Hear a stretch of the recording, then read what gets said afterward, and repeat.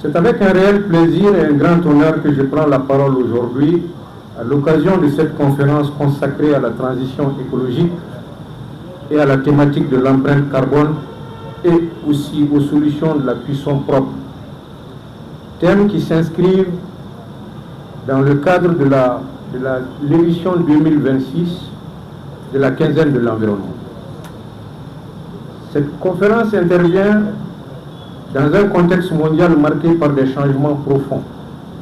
La croissance démographique, l'urbanisation accélérée, l'augmentation de la demande énergétique et les effets du changement climatique obligent les États, les entreprises, les universités et les citoyens à repenser leur mode de développement.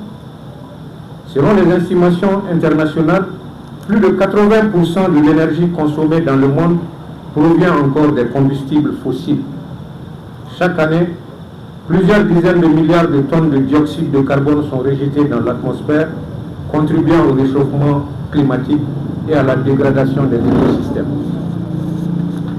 Près de 2 milliards de personnes dans le monde utilisent encore des méthodes de cuisson traditionnelles reposant sur le bois, le charbon de bois et autres combustibles polluants. Cette situation constitue un enjeu majeur de santé publique et de protection de l'environnement.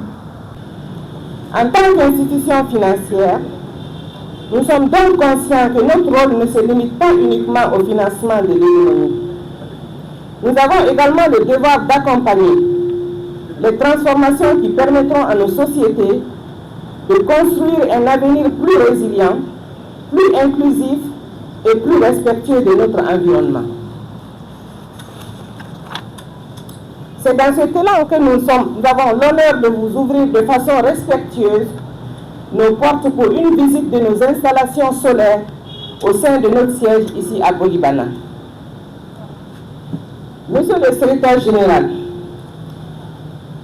au-delà d'un investissement technologique, elle symbolise notre engagement concret en faveur des énergies renouvelables, de la réduction de notre empreinte environnementale et de la promotion d'un modèle de croissance responsable. C'est avec un réel plaisir que je prends la parole au nom de Madame le ministre de l'Environnement, de l'Assainissement et du Développement durable, à l'occasion du lancement de cette conférence consacrée à la transition écologique et à la présentation de la stratégie de réduction de l'empreinte carbone de la BNSA.